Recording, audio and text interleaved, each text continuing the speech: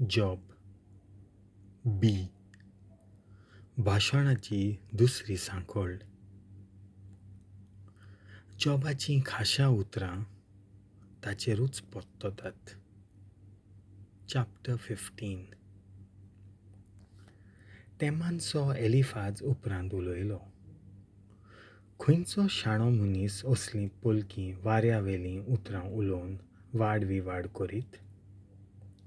कसल्याच उपयोगाक पडना त्या शब्दांनी ताणें आपलो वादविवाद चलोवंक जायत? पूण तूं देवाची भिरांत नाकारताय आनी ताचे सोशिलो पयस सोदताय. तुजें तोंड खोटेपण उलयता आनी तूं फसोवपाची जीब आपणायताय. तुजींच उतरां तुजेर फर्मोण मारतात. हांव न्हय ओंटांतलीं भायर सरलोलीं उतरां तुजेर आड घोवाय दितात.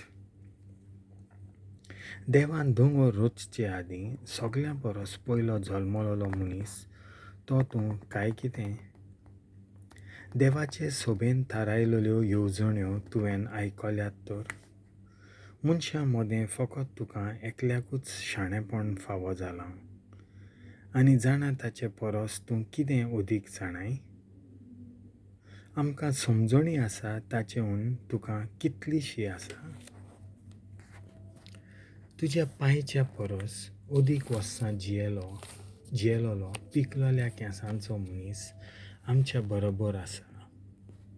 ह्या देवबुजवणेच्या उतरांचेर तुज्यान दुर्लक्ष करूं येता? आमची शांत दुलोब उतरां तूं कित्याक कानार घेयनाय? कितलो म्हूण तूं रागान उचांबळ जालाय? आनी कित्याक म्हूण तुज्या दोळ्यांतल्यान उजो भायर सोदता?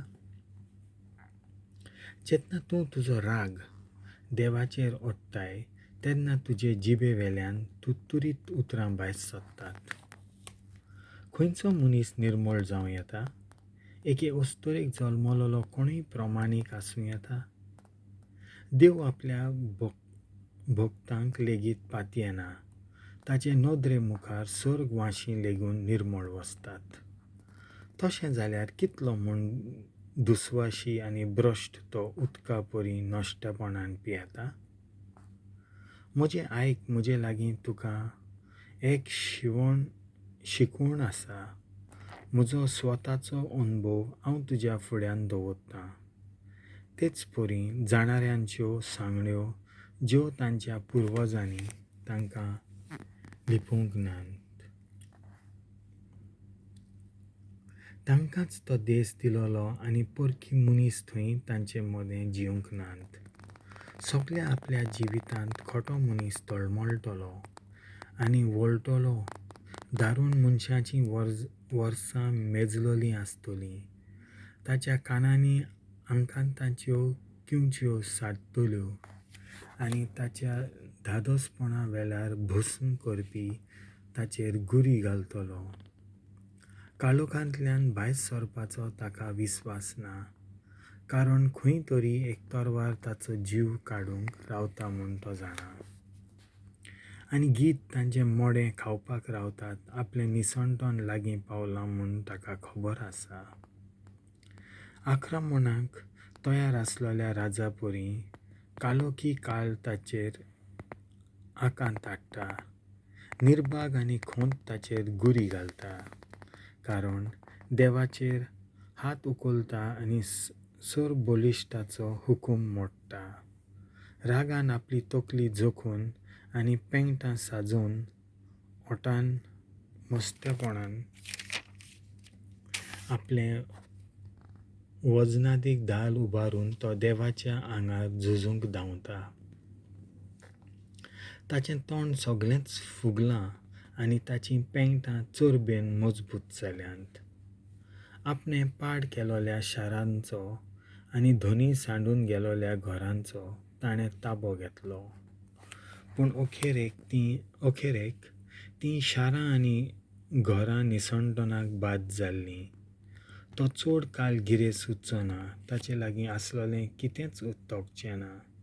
ताची सावळी लेगीत नाच जातली आनी तो कालोखांतलो वाटोवचो ना.